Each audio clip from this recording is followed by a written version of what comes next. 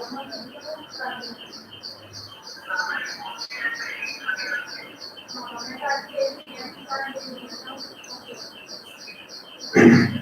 morning to one and all present here. How are you all?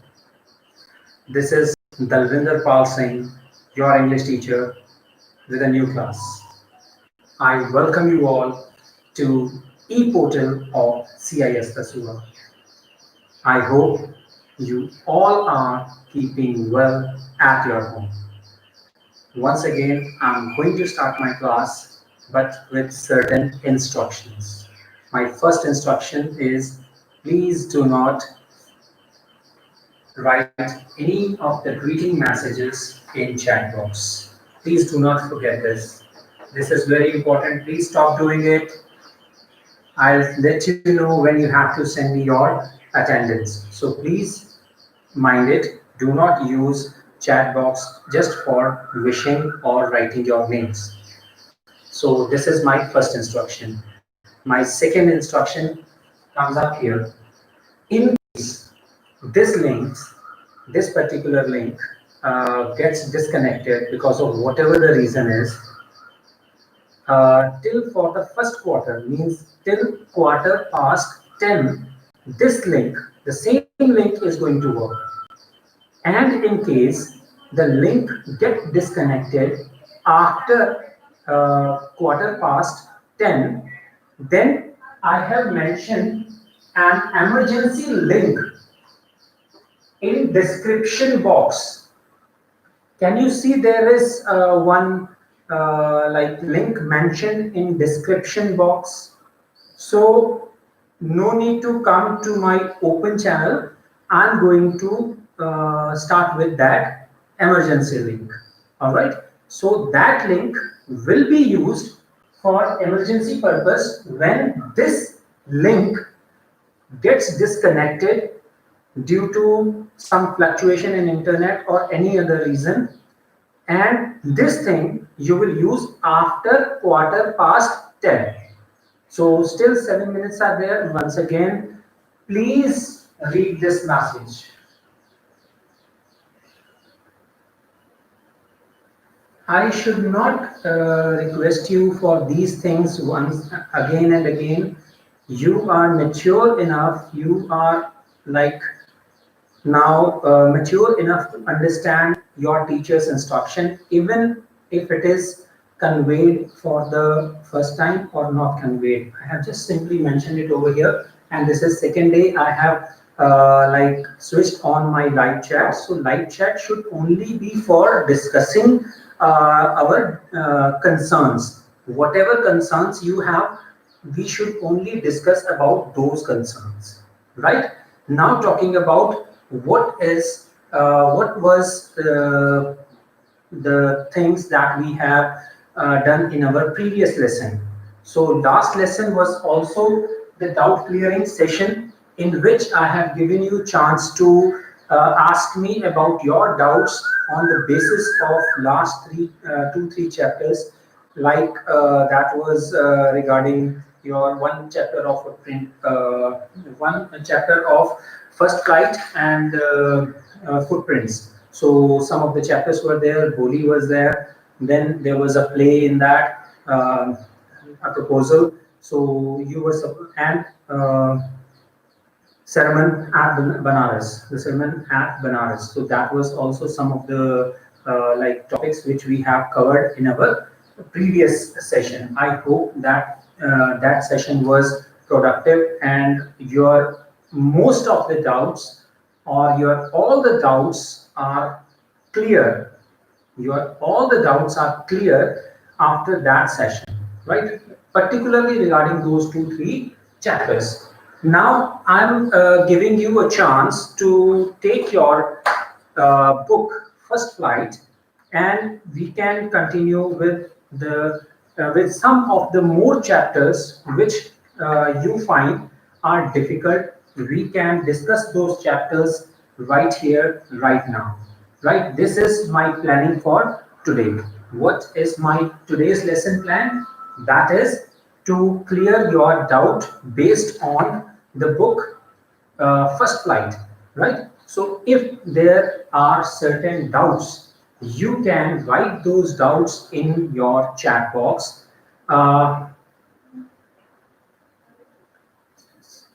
What is characteristics? Gurpreet Singh, I can't understand what is the meaning of this. Why are you writing this?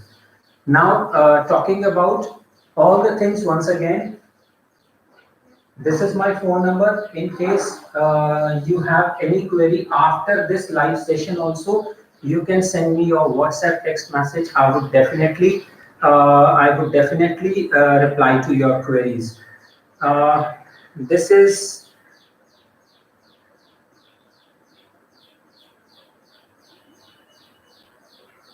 Rakesh Kumar Sharma. I don't know who this person is and what the message is written here. Kindly just check this note. Right, sir, please explain the theme of tiger poem. Okay, tiger poem. Let's come to your poem Tiger. Okay, this is on page number 29. Let us come to this particular poem, page number 21. Right, so what is this poem? This poem is about a tiger in the zoo. Now, Abhinandan Swaraj has asked me for the theme of this poem. This poem. First of all, if you want to know about the theme, now please wait for some time, because let me clear the first doubt and then I will take the second doubt. Right? Okay, Rakesh Kumar Sharma is writing, sir, please do a revision of chapter The Proposal, please. I guess we have already discussed so many things about this chapter in our previous class. So taking the same lesson again and again continuously in live classes will solve no purpose.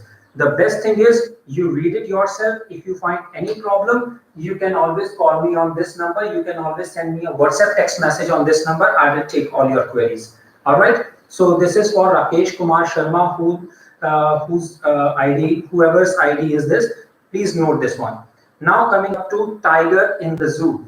Now this particular poem is actually taking a look, actually comparing the tiger who is in zoo and a tiger who is in its natural habitat.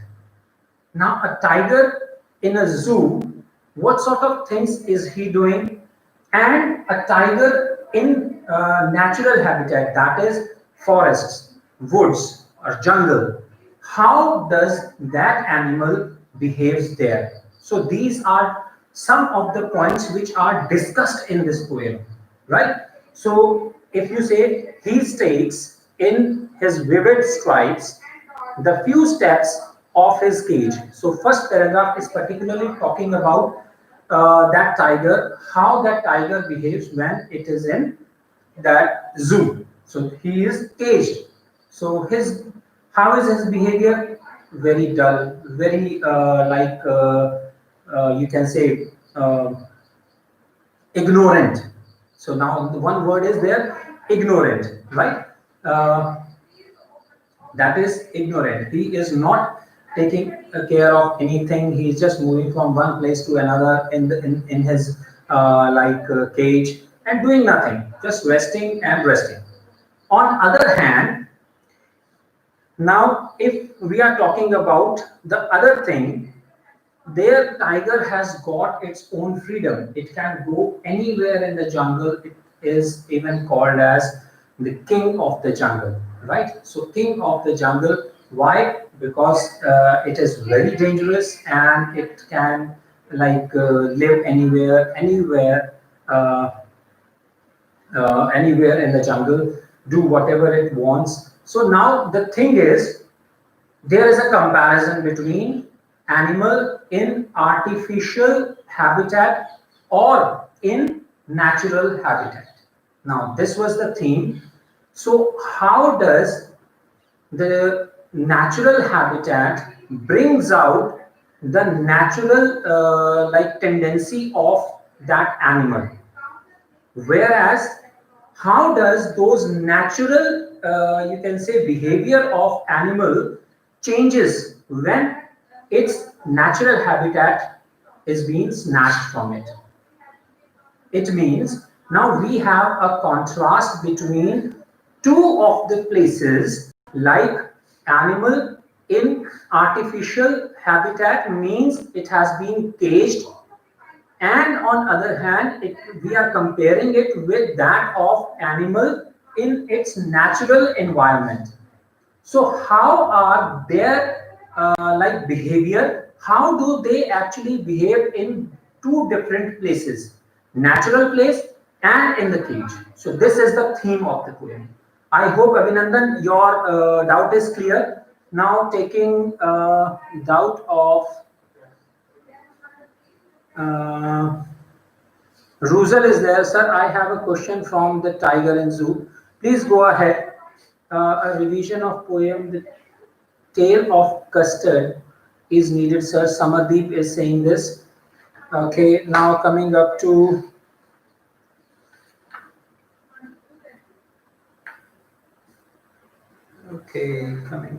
right. So next one, Ruzel, if you have any question, please ask me right now so that I can shift to the other one. What other students are asking, I can shift to that poem.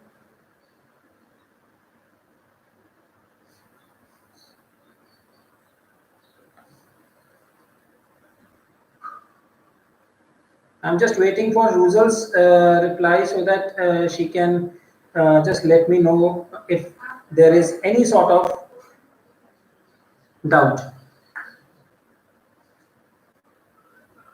Okay, now coming up to next one, I would take Samardeep's question, a revision of poem The Tale of Custard, the Dragon is needed. Fine. So let me find out the page number. The page number is 129. I am right there on 129. The Tale of Custard the Dragon. This is one of the humorous poem with a very good message in it. I hope you people are aware of one word that is flaunting. F-L-A-U-N-T, flaunt and flaunting. It's a verb. Just find out the meaning of it. Ruzel has finally come up with the question, that is, how does the tiger walk in cage? How is he? Tiger walks lazily in the cage. He is very unhappy, sad, and ignorant. So these things you can write. Okay, Tale of Custard the Dragon. Now coming up to this particular poem. This poem is a humorous poem which tells us about some of the, this is actually the imaginary poem, but definitely giving us a very like a decent message that we should not flaunt. And there is one more very interesting theme in this. Action speaks louder than words. So this is with this poem with this theme. This poem was written. So let us. I will just read it out for you. Some of the main points of this poem. Then you would be able to understand it. Okay. Now coming up to this poem, Belinda. Belinda is the protagonist of this poem. Belinda lived in a little white house. Belinda. This was description of her house with little black kitten and little gray mouse. So how many creatures are there along with Belinda? The first one is kitten, the other one is mouse, a little yellow dog and a little red wagon, and a Relio Trulio little pet dragon. Now the first one along with Belinda. Belinda is a girl. Along with Belinda, some more creatures are living there. So in that white house, the first one is kitten, the second one is mouse, the third one is a dog, and the fourth one is dragon. Yes, dragon, right? So, and they do have a transport vehicle, that is wagon, red wagon, right? Now the name of the little black kitten was Ink. Sorry. So kitten was called as Ink. Mouse was called as Blink. Dog was called as Mustard. And the dragon was called as Custard. It is just to make the rhyme, right? Ink, Blink, Mustard, and Custard. So this is the story. This story starts like this. Okay, now they have described, the poet has described how is the shape and how is this custard. Big sharp teeth, spikes on the top, scales underneath, mouth like fireplace, chimney for a nose, Relio Trilio, draggers on his toes. Now this is the common shape of a dragon, right? The spokes, the sharp and if I make a dragon right here, so like this, something like this. So if we take, so these spikes, these are called spikes over here. Then the mouth is the fireplace, nose is the chimney from where you can say smoke is coming out. Then now talking about, this was about the dragon. Now they are talking about Belinda was as brave as barrel full of bear. What does this mean? This is very important phrase of it. Barrel full of bear means she is not afraid of anybody at all, right? So that is barrel full of bear. So this means the same. This is a phrase which means no fear. Ink and Blink chased lion down the stair. Means Ink, who is Ink? The kitten. Blink, mouse. Now kitten and mouse can chase, means they can make lion afraid. Means they are so brave that they can even frighten a lion, right? Mustard was as brave as a tiger in a rage. And what about Custard? Custard always looked for a safe cage. Means Custard was always hiding himself somewhere in some place, right? So this was the simple thing about their characteristics. Belinda, very brave. Ink and Blink, very, very brave. Then comes to Mustard. He is also it is also brave. Now coming up to Custard. Custard is coward, always looking for a safe place. Next, coming up to the next one, that is how do they behave? How do they interact with each other? In the next paragraph, Belinda, Ink, Blink, and Mustard, they all tease Custard. And Custard would never repel, Custard would never speak against them, Custard would never say anything wrong to them. So this was about Custard, right? How do they, these four people, these four other members of that group, like behave with Custard? They really take it in a very wrong way. But Custard would not reply to them because Custard was also part of that group. Coming up to the next one. Okay, next is one day what happened. Now this is in the next stanza. Next day, one day what happened? There was some strange sound. What was that sound? Kamakshi sir, can you doubt from any chapter? Kamakshi, please wait for some time. I am just clearing one doubt. I will definitely take your doubt. This, you all people should understand. If I am teaching you one thing, means I am clearing somebody's doubt. Other people should stop and listen to that doubt. And once that doubt is cleared, then you can come up with the other doubt. I have got no problem in clearing your doubts, right? So coming up to my part, this chapter, there was some strange sound, and they found that there was a pirate who was trying to climb up that place, that white building, means where Belinda lived. So he was so like dangerous, pistol in his left hand, pistol in his right, and he held in his teeth a cutlass bright. This is a sword, right? His beard was black. One leg was good, means he did not have like he was saying, right? It was clear that the pirate meant no good. He would not have come for some good cause, because first of all he has invaded in their place, and now he had pistols in his hand and a sword in his mouth. So this was the thing. Everybody, Belinda paled and she cried, "Help, help." Who was barrel full of beer, she cried for help. Now, just see how things change, right? Belinda pale means changing of color, right?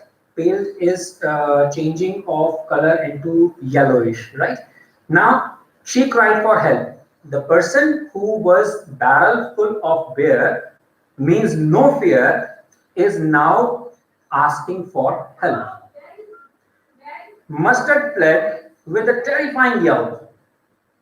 Ink trickled down to the bottom of the household, and the little mouse blinked strategically mouse hole. So everybody went off. Everybody fled from there, and they found some safe place for themselves. And who was left behind?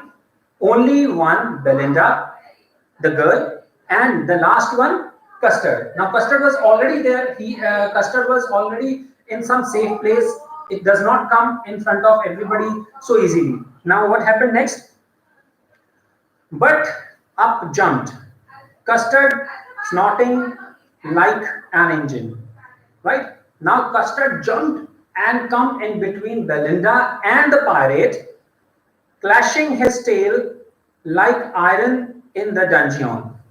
Now its tail it was just touching and making some sound like one metal strikes the other metal, whatever the sound is produced, and the same clashing sound is made when dragon's tail was touching the touching the stones of the wall and the floor, right? So this sort of clashing sound was produced. Now, with the clatter and the clang and a juggling squirm, he went at the pirate like a robin at a worm. So he jumped over the pirate just like a bird. Robin is a bird. It jumped like come down over a worm, take it and fly away. Right. So this is the way how dragon attacked that pirate. The pirate gaped at Belinda's dragon and gulped some grog from the pocket flagon. He fired 2 bullets, but they didn't hit. Now he tried to kill that dragon also with 2 of the bullets, but they did not hit that dragon. And Custard gobbled him every bit, and Custard ate it completely, right? Belinda embraced him. Now, what is the reaction of this? This action needs a reaction. So what that reaction is? Belinda embraced, hugged that dragon. Mustard licked him. Mustard is that dog. Dog's natural habit is to move around you, swaying its tail and licking you. So the same thing Mustard did. No one mourned for his pirate victim. So no one even thought about what happened to the pirate. Ink and Blink in glee did gyrate around the dragon that ate the pirate. So Ink and Blink also started moving around and around that dragon. Now finally, so my words in the beginning, I told you that action speaks louder than word. So this is the way those who claim to be the warriors, the bravest, now they were into a great, you can say, trouble when pirate attacked them. But who helped? The one who was always teased as a coward one, right? That was dragon. Now see at the last. But presently up spoke little dog Mustard. Now the next word I told you was flaunt. That flaunt word, like, very nicely fits on these people, these animals, right? Now see this third last paragraph. But presently up spoke little dog Mustard. What dog? What that dog Mustard said? I would have been twice as brave if I hadn't been uh, flustered. Flustered means confused. Means I got confused. That's why I ran away from there. And if I would not have confused, then I would have been double brave as Custard. Now, if one is flaunting, how the other one can stay quiet? How did Ink and Blink reply to that? And up spoke Ink and up spoke Blink, we would have been 3 times as brave as we think. Now they said that if you if you are going to be like twice brave as dragon, then we would be thrice brave. We will not be twice, we would be thrice brave. Next is, and Custard said, I quite agree. Custard said, okay, okay, that's fine. I do agree with you. You people are braver than me. That's everybody is braver than me. Means I am not brave. You all people are brave. That dragon accepted that. Once again, the lines are repeated. So this was about this particular poem. I hope, Abhinandan, this particular poem is clear to you. If there is any doubt, you can ask me right now. Coming up to the proposal. What does palpitation on page number 146 mean? Vanshika. Vanshika, my dear, when I was teaching this lesson, I particularly mentioned this particular word. I particularly mentioned the meaning of this word, palpitation. Palpitation is a sort of disease which actually is related to high blood pressure, right? So you can easily talk about, you can easily understand these things, right? Samadip, if there is any doubt, you can ask me. Okay, now Simran Sani is asking a question. Sir, was Kisa Gautami being selfish in her grief? Of course. Whenever we are in grief, we are selfish. Now, if I cry for something, I am being selfish. How can you say I'm not being selfish? So I cry for my loss. No one cries for any of the neutral thing. If you don't have any problem, why are you going to cry, my dear? If you have a certain loss in your life, then only you are going to cry. So that is the thing. When we cry, it means we are selfish. That's it. It's as simple as that.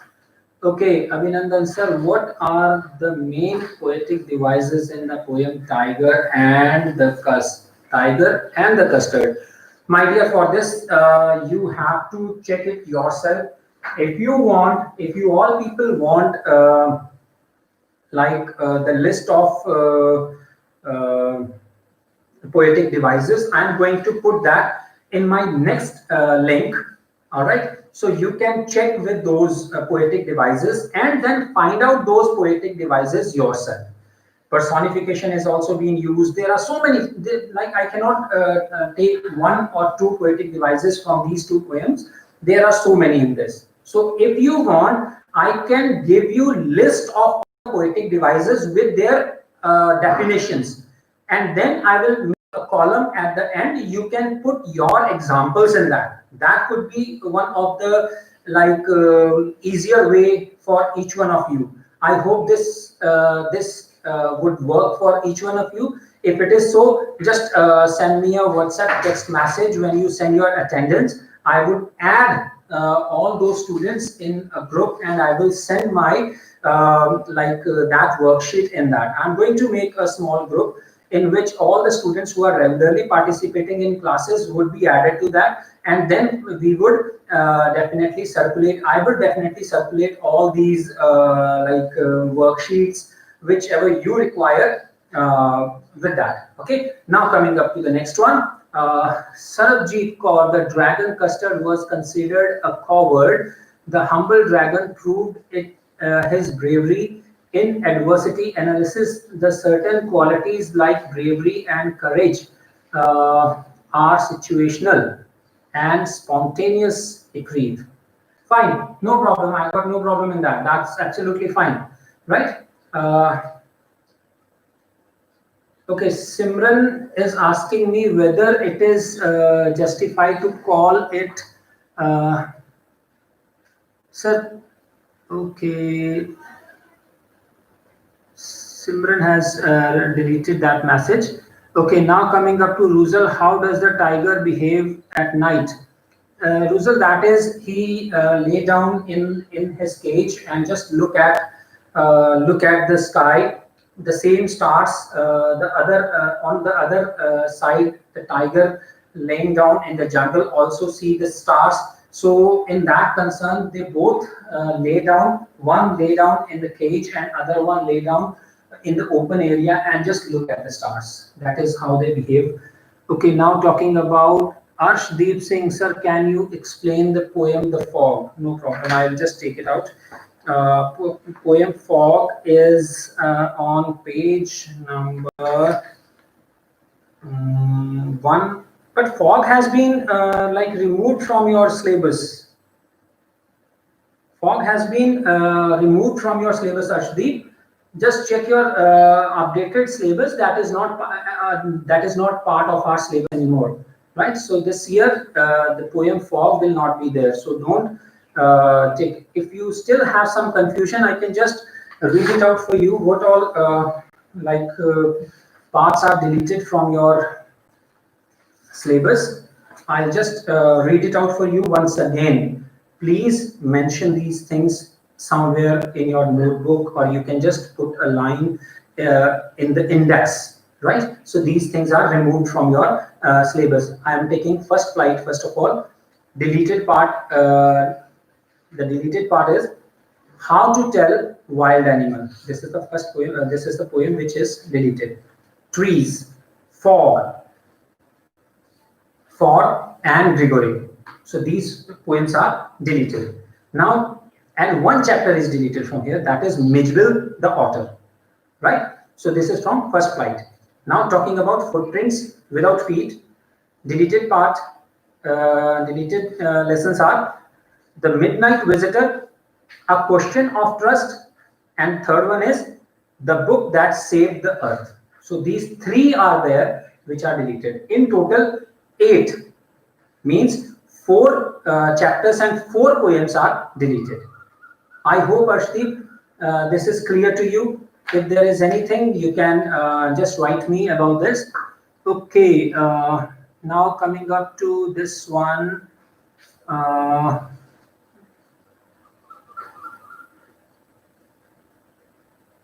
Sorry, sir, I didn't know.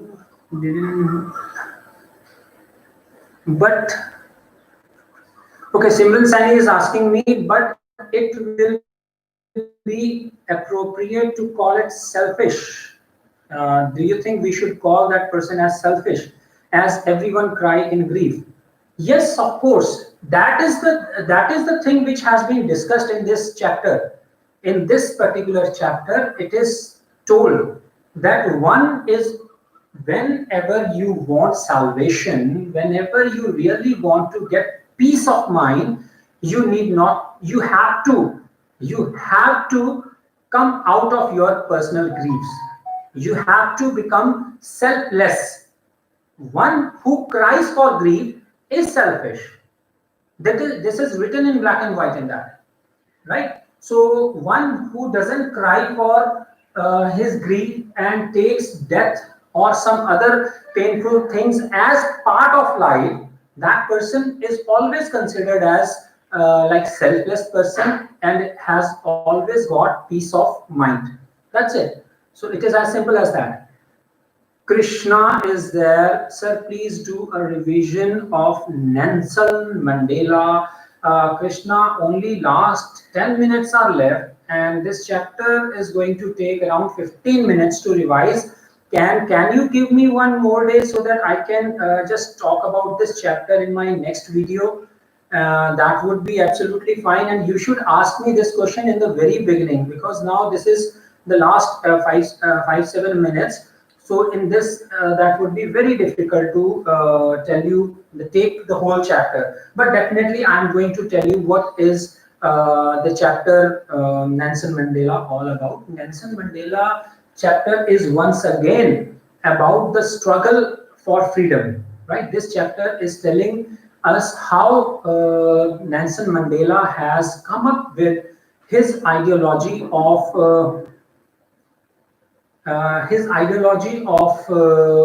like being once again selfless, being sympathetic to his countrymen, how he developed his character, and how did he develop all these things, all these qualities in his personality, and how all these things helped him to grow in life. So this was first thing. And second thing, there is a comparison between the situation, the behavior of the authorities before independence and after independence of South Africa. So before independence, how army people used to treat Nelson Mandela when he was like in jail, and how did they treat him after they got independence. So this is also one of the main feature of this. And the third one, the most important part of this chapter is that what did he mention in his uh, independence speech? That is very important. How many people came there and what was mentioned in that speech? So if you are able to understand this, then there is no problem. Just read out these three things. Make a small chart in which you can mention all these points. What are the main points in that? How Nelson Mandela developed his character from childhood to his young age. Number one. Number two, how the behavior of authorities changed with him before independence and post independence, right? So that was after independence. So third one is what was the main points of his speech, the independence speech. So that you have to mention in that, right? So these three things you have to learn in this chapter. In case you are not able to understand, you can ask me this question. I will definitely go with this. Okay, Manisha Arora. Okay, this is Tale of Custard the Dragon a serious or light-hearted poem? Give reason to my dear. I just told you it is a humorous poem, light-hearted poem. It is far away from reality. It is just like an imagination which works around all the character, how those characters love to flaunt rather than like acting seriously. This is one thing. There is no creature called as dragon. It is all imaginary. So this is light-hearted poem, not a serious poem. But definitely this poem gives us a very serious message, that is action speaks louder than words. Okay. Now coming up to Ansh Gogna, sir, can you explain Nelson Mandela chapter? I guess I have just replied to this. Sir, please explain the poem Wind. Okay. Simran is there, then Sanjeev Kumar Nair, Gavish Singh. Sir, can you explain the poem Fog? Gavish, I guess you have just joined me, or you were not attentive when I just mentioned this thing, that Fog poem has been deleted from your syllabus. So please check your revised syllabus so that you can understand what you have to learn and what not, right? Now coming up to my next one, that is your Wind. Wind is poem Wind. So are you talking about grade 9 poem? Who is this child? I guess this child is in grade 9. That's why asking for explanation of Ruzel. Can you explain me poem Wind? Ruzel, this is this poem. Is this poem a part of your syllabus? Can you please check it once and then ask me the question? Thank you very much. Next is, okay, Aryan Vishnoi. Sir, can you explain the chapter Glimpses of India? There are 3 parts in this. glimpses of India. The first one is a baker from Goa. The second is Coorg. The third one is tea from Assam. So which one do you want to know? All the three? Not possible. So tell me which one do you want to know, and why you want to why you want me to explain that. That is not more than a simple story, right? There is nothing like there is. If I talk about bakers of Goa, bakers from Goa, so this chapter is only about how the baker's life was a few decades back and how the baker's life has become nowadays, right? So how this profession of bakers were a couple of decades back and how is it now? So this one is about bakers from Goa. So how is their life? Then is Coorg. Coorg is about the coffee. Coorg is like one of the area in India which is famous for its coffee production, right? It's rainforest. So you can simply just read it out, and if there is some part you don't know, then I can definitely explain it. Coming up to tree from Assam, it is just a small journey which has been mentioned, that how one person goes along with his friend to Assam, where his friend's father is working in tea garden, right? Tea farms. So that is the thing. That is the only small part of this chapter. So there is nothing very difficult in this chapter. No confusing part is there. It's very simple story. So you can simply read it once. If there is any problem, you can always come back to me. I will definitely reply back to you. Then coming up to Rakesh Kumar Sharma. Uh, Once again, the proposal is there. I don't know, like Rakesh, who this person is. Please write down your name along with the question so that I can understand what exactly you want to know.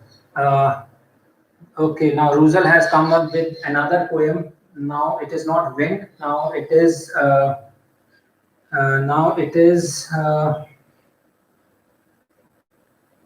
dust and snow. Dust and Snow, yes, it is part of our syllabus. Dust and Snow is very first poem. Now, what this poem is telling us all about, let me take out the poem. It's a very small poem, very, very small poem. And in fact, what I say, it's like small packet, big explosion. So this poem, Robert Frost has written just to explain how a small natural incident like changes your mood. This is all about this poem, right? Now coming up to what this poem is talking about. What is this poem all about, right? So let's start with it. Dust and Snow. Robert Frost, as you all people know, is a well-known poet, and he generally writes about different natural events of like natural events in our life, and how these events generally are related to our real life examples, right? He is mostly famous for writing symbolic poems. Now here, dust of snow, what does it mean? Now dust is like dust of snow means when it snows. So what happened? It accumulate on different platforms. It may be the tree, it may be the roof, it may be anything wherever it can stop, because it is so light that it can stay on any of the surface. So trees are also like when it snow, the small flakes of snow would stick to the branches of that tree and would accumulate there. And till the time it like sunlight is there, until and unless sunlight is there, it would stay there in the same form, small flakes. It will not combine, it will not join with each other to make it hard. So that particular part is called dust of snow, right? So what happened? Poet was sitting underneath one of the tree, hemlock tree. Hemlock is a tree with so many thorns. It means that is symbol of negativity, right? Not at all a good feature, right? The second one is crow. This in the very first one is the crow. Now, what are we talking about? the way a crow shook down on me the dust of snow from a hemlock tree. It means the poet was sitting under the hemlock tree, and that was hemlock tree was full of snow, and a crow probably would have come flying from some other place and suddenly sat on a branch. So I told you it is very soft, flakes are not combined with each other. So with this jerk, that snow suddenly fell upon the poet. So this thing helped about this thing generally fell upon the poet, and all of a sudden poet was surprised. What happened? There are three possibilities how crow would have shook, means shaked that particular branch. How is it possible, right? So there are three reasons. One, the crow would have come from some other place and suddenly sat on the branch. The crow would have shifted from one branch to the other, or crow would have been sitting on that branch for a long time, and now it flew away from there. So in three of the ways, crow shook that branch because of this, right? And what happened? The snow fell upon the poet. Now, two of the points. One is hemlock tree, means hemlock tree is a tree with thorns, and crow, the black color bird, means both are symbol of sorrow, grief, sadness, and negativity, right? So in the very next line, poet says, has given my heart a change of mood and saved some part of a day I have ruined. Now, Robert Frost says that this particular incident, when snow fell upon me, I got surprised and I came out of my grief, right? So how do we know he was sad? Because he mentioned crow and hemlock tree, which are symbol of sorrow, right? And then change of mood says means if he was happy, he would become sad, and if he was sad, he would become happy. To find out whether he was happy or sad, read the last line. And save some part of the day I have ruined. So in happiness, can you destroy your time? Can you kill your time? No. You only ruin, you only ruin your time when you are sad. You waste your time, right? So that is the only thing. It is simply mentioned in the last line.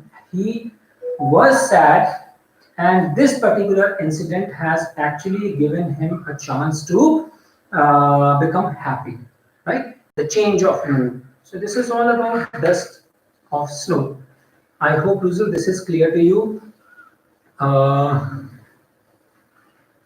Okay, Kamakshi is asking me a question. Sir, why was the writer not sorry to walk away from his old Dakota? Okay, Kamakshi, just recall all the incidents. What this incident was? Incident was he has actually come out of a dangerous storm, right? And finally landed. And this was the thing we can say, he was very, very happy to touch down, right? To land safely. And now, if he was safe and he was going far from his Dakota plane, means in case I love my car most, but when I have been saved from some very dangerous event, I would say I'm happy that I am not in my car, I'm going away from it. So that is the same thing which we are talking about right here. The time is up. We are already 4 minutes, we have already consumed 4 extra minutes. Thank you very much. God bless you all. In case there is any doubt left behind, you can always send me a text message. I would love to reply all your queries. Thank you very much. Stay blessed, stay connected. I hope you can tell me, now you can send me your attendance on my WhatsApp, and I will mark your attendance with your feedback of the class. Thank you very much. Stay blessed, and tomorrow definitely we are going to talk about some new topic, right? Thank you. God bless you.